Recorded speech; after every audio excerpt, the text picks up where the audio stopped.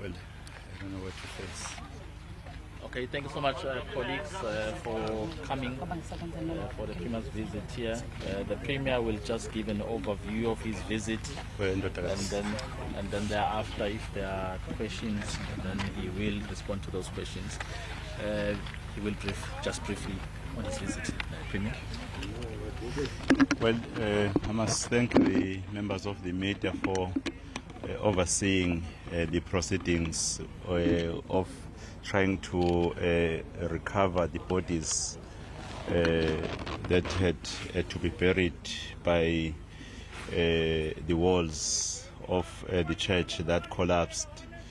And we are here as the provincial government, in fact, to have the first-hand experience of what is taking place here, and to even encourage the teams that are doing good work, which is not easy, to try and rescue the bodies. I know that now they are trying to remove another body, which is the fifth body, and they've just informed me that they are still on the second layer from the top. It means they still have the first and the second that they're still going to go through, and they don't know whether there are people there or whether there are no people there.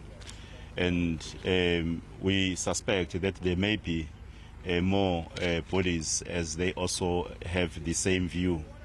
Well, the information they are giving me is that for the 4 bodies that they have recovered, they are the bodies of the South Africans. They are not quite sure whether the one that they will be recovering, whether it's a South African or not, or whether below the 3rd floor there would be those who are not South Africans. It's an unfortunate, in fact, time in the province of KwaZulu Natal. KwaZulu Natal is prone to disasters, and this one, especially in the church, is really putting us in a very hard corner. But we are hoping that we will know the truth as to whether there was a real reason for this to happen, or whether there was carelessness during the construction. If there are engineers that were involved, we'll also have to understand whether those engineers really were fit for the purpose. And we are hopeful that this is a call that in the whole of the province of KwaZulu Natal, those who are having double stories, 3 stories or 4 stories in buildings really will need to embark on a mission of knowing whether they are satisfied by the engineers to have that kind of the buildings, because we don't want to see this occurrence happening again.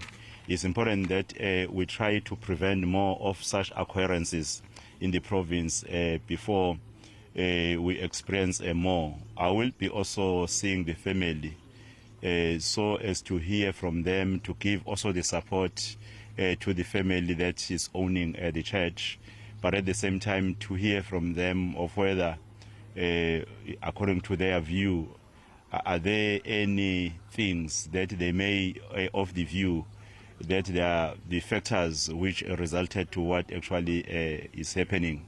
But also what is important is to pass our condolences to the families that are affected, because you see, when you talk about 5 bodies recovered, it means 5 families are affected in the province of KwaZulu Natal, and there are families that are not sure whether their loved ones are still alive or not, because those some are taken to the hospital, but we are not sure whether on the 2nd floor and the 1st floor will have more bodies that are there. And some of the families that had their family members working here, they are not certain. You know that this area is an area that attracts people from far who comes here for job opportunities.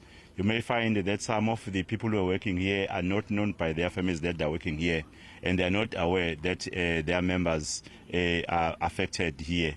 So we're sending our condolences, and we hope that we'll be able to recover all the bodies that are still beneath the walls here. Okay, thanks so much, Honorable Premier. Maybe for the benefit of Isinguni. Okay, yeah, that's fine. Premier, thank you so much for your time. Are you able to, or have you been able to ascertain, there's unconfirmed reports that the owner of the temple is among those that are deceased and that in fact his body was recovered yesterday. I'm not sure if you've heard anything to that effect, one.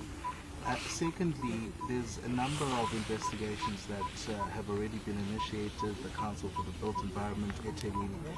As the KZN government, is there another probe you're going to launch, or are you just going to be supporting the existing probes? And yesterday when the Minister of Public Works was here, he had mentioned this fragmentation when it comes to legislation and regulations around the built environment. Amongst the different levels of government, to say it doesn't seem as if you're singing from the same hymn book, and that public works should really then be the sole custodian of the built environment. What would your sentiments towards such an observation perhaps be? Do you feel as if, as the provincial government, you're doing enough in terms of even encouraging municipalities to conduct oversight? I mean, if it's truly found, and in fact, not even if it's truly found, eThekwini says this was an illegally erected structure in a statement on Friday. But surely someone must have seen what was going on here from the road, an inspector, just to check what's actually happening.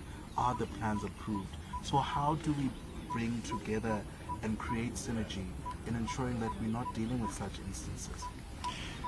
Well, on the fragmentation part, I think the MEC for Public Works and Infrastructure from now will have an engagement with all of us as the executive on the way forward, because this is a call. However, because of the disasters which are caused by the climate change already, the platforms of working together with different spheres of government has started sometimes long ago, including the non-governmental institutions. The already engagements were there, and even in terms of the material, we have started even a discussion on the kind of the material that is in fact friendly to the changing climate. But for this one, we are of the view that this was not an issue caused by climate. It's just a disaster which might have been caused by some technicalities in terms of what was happening during the buildings or the non-compliance. And the issue of the municipality being unable, in fact, to identify an illegal construction, if it is supposed to be an illegal construction, or they call it an illegal construction, I think is an issue that the MEC for Quota, who's with me today, will have to engage the municipality so as to understand to what extent. But we know that when we come to places bigger as the eThekwini Metro, we'll have incidents of that nature, like you know, the informal settlements that are all over the metros. But because this was a church, I want to believe that the municipality will be able to find facts on whether this can be classified as an illegal occupant of the area. I think as they go forward, they will be able to determine. Well, in terms of the owner, whether the owner is, I've not yet received such an information. I'm meeting the family now. I've requested that they arrange for me to meet the family. After engaging the family in fact will give information whether it's true that the owner was also affected. As I've already indicated that I'll be meeting the family. I do agree that there is a need of departments, national public works, provincial public works and local government to work together, in fact, to oversee buildings, especially as we know that this climate change is posing threat to the material that is used in constructing houses, not even only houses, even businesses, structures. So it's important that there is that collaborative effort, and we will be getting closer to it. It's a very important call, this one, which we must move with urgency to respond to it so that we prevent it for the future. Premier, Thank you very much for your time. Just three from me. I asked this question yesterday with the Minister, and I just want to get your concerns on the matter when you consider everything that has been reported. And I think it goes back to what my colleague just asked regarding the statement that was released by the eThekwini municipality. What would you say is your biggest concern in terms of that which has been reported? And of course, Premier, you continue to conduct your work, but there are some that say that they're not quite happy with your work. Leading into tomorrow, do you still hold the view that you are being targeted or have been targeted since the very beginning? And do you also still hold the view that tomorrow, or what has led into tomorrow, is politically motivated? Well, I thought today we were here for the disaster. However, you are putting me on the spotlight because Mbatha is the most appropriate one to talk about that. I've responded on a number of incidents, occasions about it. Well, on the report of eThekwini, I've already made a comment that the assessment is still continuing, but what is more important, what is the priority now, is to recover the bodies. I think the issue of the perceptions will be confirmed when everything is done and actually concluded. Well, on the last thing, my answer is one, that when we established the GPU, EFF and MKP were standing on the left. They are still on the left. There is nothing which is different. So I think that is answering your question. The talks that when the GPU was formed, was not going to finish 3 months. After 3 months, it was 6 months. After 6 months, it's a motion now. So it becomes clear that the issue is not the failure of government to do the work. This government has only been into office for a year and some months. But the way government is engaging with the society is part of the solutions that were required on the problems that were affecting our province. I think it's a direction that is actually provided, which is quite very important. Yesterday, if it's not a day before yesterday, those who are dealing with the tourism industry were reporting that we are recovering as a province in terms of the tourism industry. And what is the meaning of that? That is going to boost more the economy, and that is going to create more job opportunities. It is on record in terms of the investment that there is investor confidence, which is not only spoken, but which is demonstrated by the investment of more than 186 billion invested last year and this year. So those things to me are a sign that the government is working quite well. There's stability in the province of KwaZulu Natal. What more do you want? So that is how I can respond to your question. Okay, thank you so much, Honorable Premier. Can you take his Zulu? Okay.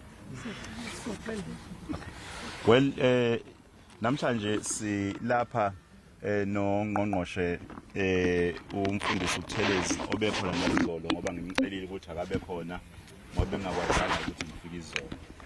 Isizathu sokuthi abe khona lapha ukuthi azoba yihlelo. Well, there, Griselda, was the Premier of KwaZulu Natal, just briefing the media in terms of the reports that he's received from this site.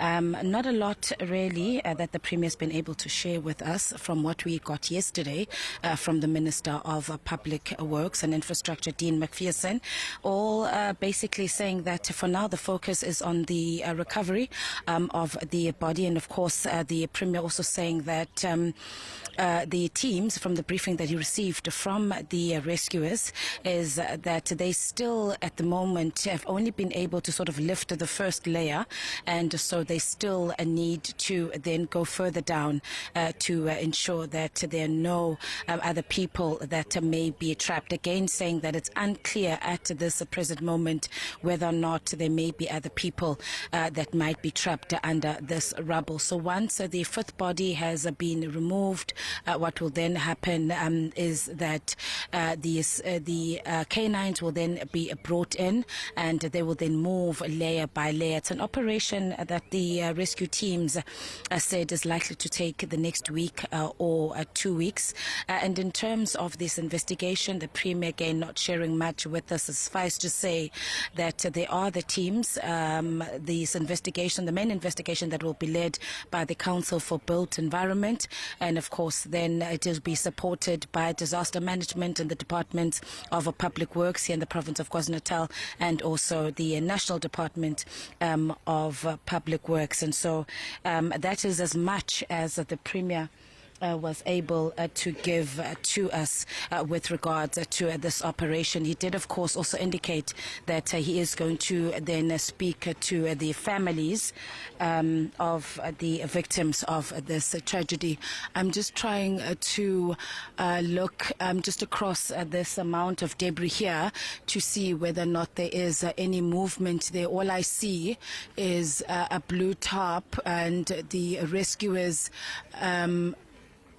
sitting down next to a stretcher, so we're not too sure at the moment. I mean, we obviously briefly had to listen to the Premier, so during that time we're not too sure whether or not they were able to bring up that body, but we are seeing the rescuers just sitting on the ground with the top, and I'm not too sure whether or not they're about to bring up that fifth body. But certainly still a lot of work. If you look at this debris, still a lot of work that needs to be done by these rescue teams. Griselda, we're going to, I suppose, leave it here for now and make our way down this steep slope where the Premier would then be engaging with the families, and will then hopefully get a response from the families around this tragedy. And if there's any other information that they will be able to share with the public at this point. So, number of people, as we know, that have been confirmed to have died of 5, but the rescuers are still hard at work to try and see if there are any other people that might have been buried underneath the debris. I'm going to leave it here for now, Griselda, and hand things back to you. All right, Ayanda, thank you very much indeed. We do appreciate your time. My colleague Ayanda Mhlongo will now head down that slope. We do understand that's where the Premier of KwaZulu Natal, Thami Ntuli, will be meeting with the families of some of the deceased. That breaking news, another body being retrieved from that collapsed temple, bringing the death toll to 5, that temple in Verulam. That fifth body retrieved today. The KwaZulu Natal Premier had just arrived there and received a briefing from the rescue and recovery teams there. Now, it's not certain, as you may have heard, that there was no roll call, as we heard from the rescue teams and recovery teams. There was no roll call that was taken at the time that that construction had been underway. Now, it's not, there isn't a definite number in terms of people that may still be trapped. Those canines or the dogs will join the search. And that's, of course, now after this fifth body has been brought to the surface. Those canines will go in to go and assist with the search as well. There is no indication at this particular stage, and maybe perhaps in that conversation that the Premier will be having with those family members, maybe there might be a family member that might come forward and say that their loved one is still missing. Perhaps that's the only way at this stage, in addition to the canine dogs, of course, which will obviously, their job would be to sniff around to see if their senses are able to pick up, some life underneath that rubble at all. So we're likely to get a bit more in terms of what the rescuers believe. But for them at this stage, the rescue and recovery teams believe that 5 bodies is what they were looking for, but not ruling out the possibility at all at this point that there may possibly be more individuals. We cannot say for sure at this stage. As we heard from the rescue teams, there had been no roll call. So perhaps as a conversation is being had on what will next happen, the Premier, maybe let's show you those visuals. I think he's actually headed to those family members, and maybe we could ask our team to bring that up for us, and then perhaps we'll be able to get a bit more on that.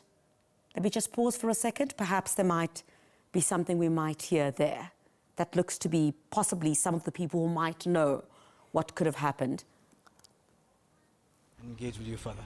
Yes. Thank you very much, brothers and sisters. We are here today accompanying our Premier, Mr. KZN Ntuli, who felt it's necessary as the head of the province and leader to come and just share his condolences with you, because the priority right now of the Premier is to recover as many bodies as possible, but more importantly is to share in your grief and to share in your pain, because this is a very difficult moment for the province, and his presence here really is to say he feels your pain, and just to come and see for himself what actually happened and how we can hold each other's hands going forward, because this has touched many people across the province and many people across the country. And I think the presence of our Premier here signifies the bond which we share with the community here of Verulam, with the devotees of the temple. Because when we were here yesterday, Honorable Premier, they explained to us how all the rural and the poor of this area were getting daily meals from this area. So really we are here to express our condolences and really to introduce the Premier so that he can have a few words with you. Thank you very much, brothers and sisters. Well, no, thank you very much, Shane, and good morning to the brothers and sisters who are here. When we saw in the news what happened here, I felt that I have to come myself to see it for myself, especially to offer support to you. It's a difficult time to all of us in the province. And we wish this should have not happened. Really, what is now a priority is to recover the bodies and to ensure that the support is there. Already from our government, we have support from social workers, psychological supports that were making it available, so that for the families who are directly affected or indirectly affected, who may be identified, they will be able to get that kind of the support. And it's very painful, in fact, that some they already know now that they've been affected badly, but there are some that are sitting in the dark, that are waiting, because they've just briefed me that they're still on the 3rd floor. They're still going to the 2nd floor and the 1st floor, and they don't know what else they will discover from those floors. But the teams from the province, from the municipality and from the private sector, they are working together to ensure that they try to expedite the recovery of the bodies. They've even briefed me on the technical work that they're going to embark on as soon as they remove the body that they've been able to identify. They've briefed me that they will be carrying on to ensure that they work quite tirelessly to have the bodies being removed. Our teams also will remain here working with the teams that they've already started to work with to ensure that they even appraise us on the daily revelations as to what will be discovered, so that when there is a need, we'll come together again and see if there is any intervention that will be required at our level. But we just came because really, my brothers and sisters, in our culture, when one is facing such a trying time, will be comforted by the family to get together, and we are here for the support. We are here for saying we are with you. As the government, we are with you, and our people will remain here, as I've already mentioned, to ensure that they work quite tirelessly to ensure that we have all the bodies that are here being recovered. Even for those who are in hospitals, who are having their relatives in hospitals. Really, it's very sad, it's a painful moment. And we are praying that they recover, so that they will give much more details as to how things unpacked. That is what I can say. We're really sorry for this, but we're praying for the comfort which is coming from the Maker to all of you, brothers and sisters. Thank you, Premier. Thank you, ladies and gentlemen.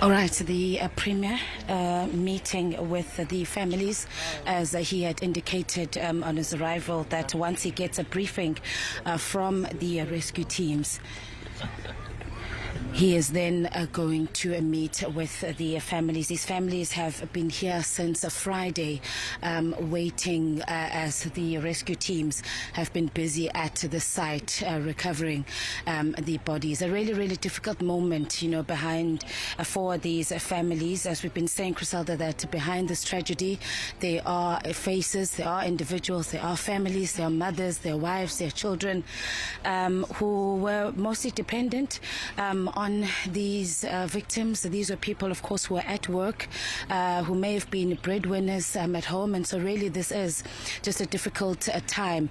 And of course also for this community, as we know that one of the deceased happens to be the founder of this temple, and the community in and around here, community members have been telling us of just how helpful this area is, this village is, that it offered assistance to needy people in and around here. There were daily meals, there were soup kitchens, so there was a lot of community work that they were doing for the benefit of this community, and so that is why, you know, people have come out here to the site. There could most likely be more people that may have come out, but of course, you know, the rescue teams and those that are managing this particular area have been, you know, quite strict in terms of access onto this area. Predominantly access has been the priority of the rescue teams, and of course the direct family members of those who are believed to be trapped behind, you know, under this rubble. But you know, yesterday, remember, Criselda, that after we weren't allowed access into the site, we then drove around this particular area, and there were a lot of people just on the main road that were sitting there waiting, even approaching us as members of the media to request, you know, information on whether or not we know who the people are who are trapped, people with pictures that were searching for their loved ones. So there are many more people that we can't see from where we are that are waiting there to hear if there's any news on their loved ones, and if they may be amongst the people that are trapped here. So certainly this the most difficult part of today for the Premier, when he now has to engage and give answers essentially to these family members. As much as the government wants answers, the families also want to know what happened in this particular incident. And at this point, from what we heard from the Premier, there's not much that they can offer them, except to say that the priority is to recover these bodies, and thereafter the investigation is then going to commence. And so it's still going to be quite some time, one would imagine, if considering the time frames that the rescuers have given, to say that this recovery operation is likely to take the next week or 2 weeks. And so it's only possibly after that the teams of investigators will then have access, into the site once it has been, I suppose, declared safe for them. So currently it is a crime scene. It is under the South African police force, and they are closely monitoring all the operations around here. Just something also worth mentioning that I just picked up, Criselda, from what the Premier was saying earlier on in the brief, that there have been engineers that were on site, and they did take samples of the rocks or the concrete for further testing. So that's also an indication that indeed the investigation, insofar as the teams that have been deployed here by the National Department, that will be led by the Council of Built Environment, so that investigation is indeed underway. From what we heard, that the samples were already taken from yesterday. The Premier clearly saying that he wants a speedy response in terms of the investigation. They want answers as to exactly what happened here, but there's not more really that he's able to share with the public at this point. Suffice to say that tragedies like this should not take place.